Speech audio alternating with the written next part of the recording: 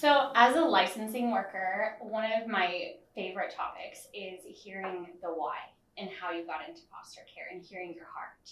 So do you mind sharing what compelled you to get into foster care? Yeah, sure. So initially, we were certain, my husband and I were certain we would not ever foster, and then it was way too hard. And so we started with just kiddos whose rights had been severed, and they moved in as an adoptive placement. And we thought that was kind of going to be it. And I think God was preparing us without us realizing, kind of being broken over their story and what they had been through. And I think we were also grieving loss that comes from infertility. And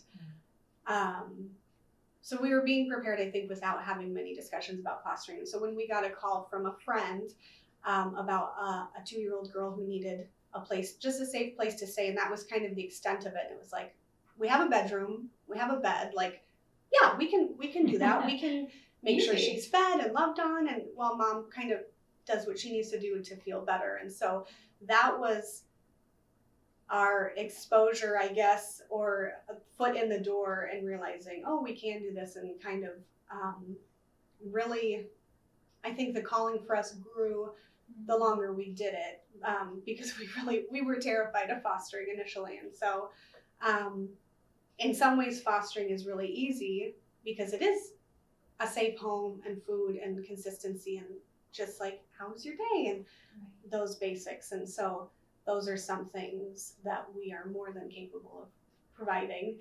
And then obviously you realize that it's much, much more, and to be able to minister to bio family as well, and to kind of step back and look at everything.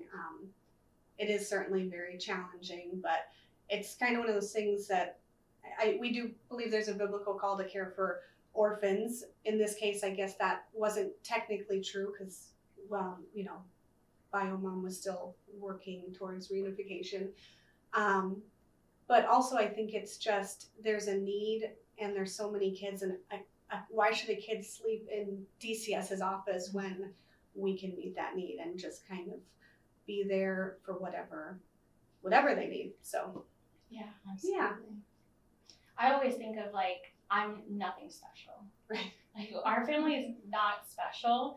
We do this because we feel like called. This is what God wanted us to do. Yeah. And so even as hearing your story, the same I kept hearing that over and over again. That same, like, we're nothing special. We're just being obedient to what God's called us to do. Yeah. And I can totally relate to that. Yeah. Michelle, do you want to share yours? Yeah, I think it was similar for me working for ABCS, being at an agency. Definitely saw the need on a daily basis. Yeah. For me, it was probably a long process from when I first thought this is something I'm going to do to when I took my first long-term placement. But the ultimate decision was, I have space in my heart to love some kiddos, and I have space in my house. Yeah. And those are the two things you really need.